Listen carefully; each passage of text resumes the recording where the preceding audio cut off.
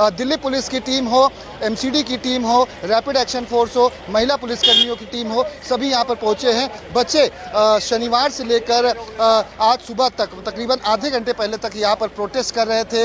यहीं पर उन तमाम जो मृतक तीनों छात्र थे उनकी फ़ोटो लगाई गई थी और यहाँ पर सभी प्रोटेस्ट करने के लिए बैठे। तो दिल्ली पुलिस ने अभी उन्हें भी यहाँ से अब हटाना शुरू कर दिया है। बच्चे हालांकि इसका विरोध कर रहे हैं। जो एसीपी हैं, डीसीपी हैं यहाँ के, वो सभी पहुँचे हुए हैं, छात्रों से बातचीत कर रहे हैं कि छात्र यहाँ से अगर हट के जाते हैं तो फिर यहाँ पर जो अन्य कार्रवाई है वो की जा सके। जैसा कि आपने देखा था बुलडोजर यहाँ पर पहुँचा हुआ था परसों के दिन और यहाँ पर तोड़क कार्रवाई को अंजाम तक दिया गया था, जो ड्रेनेज सिस्टम को ब्लॉक कर दिया गया था। तो बच्चे भी यहाँ से हटने के तैयार नहीं हैं। यहाँ पर हंगामा होने के आसार हैं। ये आप देख सकते हैं एडिशनल कमिश्नर यहाँ पर पहुँचे हुए IPS, और बच्चे यहाँ पर लगातार विरोध कर रहे हैं कि हमें यहाँ से हटाया क्यों जा रहा है। यहाँ पर हंगामे जैसी स्थिति एक बार फिर से उत्पन्न हो रही है। आला अधिकारी बच्चों को समझाने की कोशिश कर रही हैं कि जहाँ पर आप 3 दिनों से बैठे हैं, प्रोटेस्ट कर रहे हैं, अब उसे आप खाली कर दीजिए, क्योंकि यहाँ पर हमें एमसीडी के साथ मिलकर जो भी इंक्रोचमेंट हुआ है या अन्य चीज़ें हुई हैं उसको लेकर हमें कार्रवाई करनी है, आगे की जांच को आगे बढ़ाना है। लेकिन बच्चे जो हैं वो इसी तरह से यहाँ पर बैठे हुए। हालांकि जो मृतक बच्चे थे जिनकी फोटोग्राफ्स यहाँ पर लगाई गई थी, तस्वीरें लगाई गई थी श्रद्धांजलि के तौर पर, उसे यहाँ से पुलिस ने हटा दिया है। लेकिन बच्चे अभी भी अड़े हुए हैं। सैकड़ों की संख्या में बच्चे यहाँ थे। हालांकि अब कुछ बच्चे कम हैं, कुछ बच्चे दूसरी साइड में चले गए हैं पुलिस को देखकर। लेकिन जो अन्य बच्चे हैं जो पिछले 3 दिनों से प्रोटेस्ट कर रहे हैं वो अभी भी हटने के लिए तैयार नहीं है। तो ये यहाँ पर एक तरह से कहें तो गहमा गहमी की स्थिति इस वक्त बनी हुई है, जिसमें महिला जो छात्राएं हैं वो और छात्र जो हैं वो अपनी बातों को लेकर, मांगों को लेकर अभी भी अड़े हुए हैं कि जो संबंधित अधिकारी हैं उन पर कार्रवाई हो। यहाँ तक कि बच्चे इस बात का भी कहीं ना कहीं विरोध कर रहे हैं कि जिस चालक को, SUV के ड्राइवर को गिरफ्तार किया गया, हालांकि उसकी गलती क्या है, अगर वो चालक यहाँ से इतना अगर 3 से 4 फीट का पानी भरा हुआ था तो स्पीड में उसने गाड़ी निकाली, गेट टूटा, अंदर पानी चला गया, लेकिन वो तो रोड टैक्स भर रहा है, वो तो गाड़ी का टैक्स दिया हुआ है।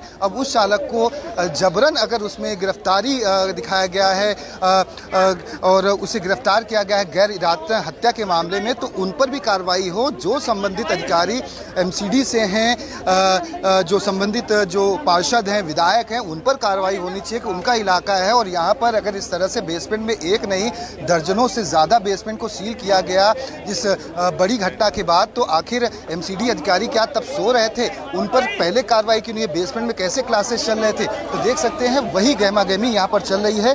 छात्र यहाँ से उठने के लिए तैयार नहीं है और लगातार यहाँ पर अपनी बात को रख रहे हैं और कार्रवाई की मांग कर रहे हैं। तो ये स्थिति यहाँ पर बनी हुई है और ये गहमा गहमी वाली स्थिति इस वजह से बनी हुई है कि बच्चे जो मांग कर रहे हैं कि संबंधित अधिकारियों पर कार्रवाई क्यों नहीं हो रही है, और MCD कमिश्नर ने महज 2 अधिकारियों को निलंबित कर दिया। क्या ये बस एक खाना पूर्ति की जा रही है? और जो संबंधित SUV का ड्राइवर यहाँ से गुजर रहा था, जो कि आपने तस्वीरें भी देखी थी, इसी रूट से वो गुजर रहा था और रूट पर जब वो गुजर रहा था तो पानी का बहाव इतना था कि वो स्पीड में गाड़ी निकालने की कोशिश कर रहा था और गेट टूटा और गेट टूटने की वजह से अंदर बेसमेंट में पानी गया। अब परसों की तस्वीरें देख सकते हैं कि जो आए हुए थे MCD की टीम बुलडोजर लेकर, यहाँ पर तोड़क कार्रवाई को अंजाम दिया गया था। तो ये ड्रेनेज सिस्टम यहाँ पर, जैसा कि ये देख सकती हैं गोलनुमा, ये ऊपर का कवर होता है ड्रेनेज सिस्टम का, ये पूरा ब्लॉक किया गया था। इसी तरह से ये जो आप सीमेंटेड देख रहे हैं, ये टाइल्स लगाई गई थी, इस टाइल्स को ऐसे ही लगाया गया था तो ड्रेनेज सिस्टम में पानी निकलने की जगह नहीं है। अब इसकी हम दूसरी तस्वीर दिखाते हैं जहां पर तोड़क कार्रवाई को अंजाम नहीं दिया गया है। हमें कुछ सेकंड का वक्त दीजिएगा तो उससे आप तस्वीर साफ हो पाएगी कि यहाँ पर घुटने से ज़्यादा पानी इस निचले इलाके में जमा क्यों हो जाता है। उसकी पीछे की वजह यह है कि सभी तमाम जो इंस्टीट्यूट के ओनर हैं, मालिक हैं, उन सभी ने क्या किया हुआ है कि ड्रेनेज सिस्टम को पूरी तरह से बंद कर दिया है। अब बंद करने की वजह से, जैसे कि ये देखिए, ये ड्रेनेज सिस्टम का एक हिस्सा है, इस पे सीमेंट लगा दिया गया है। ठीक है, अब यहाँ पर देखिए कि ये एक कोचिंग इंस्टीट्यूट है, ठीक है, NCERT फंडामेंटल बैच यहाँ पर चलता है, राज मल्होत्रा का है। अब ये सोचिए, यहाँ से ये बिल्डिंग शुरुआत हो रही है इसकी, अब ये बिल्डिंग खात्मा वहाँ हो रहा है जहाँ पर ये बैरिकेड है। अब यहाँ पर अगर एक भी ड्रेनेज सिस्टम नहीं होगा तो इस हिस्से का जो पानी है आखिर वो निकलेगा तो निकलेगा कहाँ पर? यही सबसे बड़ा सवाल है। अब ये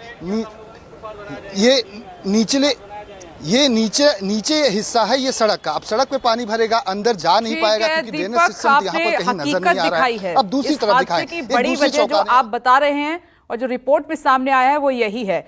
आप नजर बना के रखिएगा दीपक। अभी के लिए आपका शुक्रिया।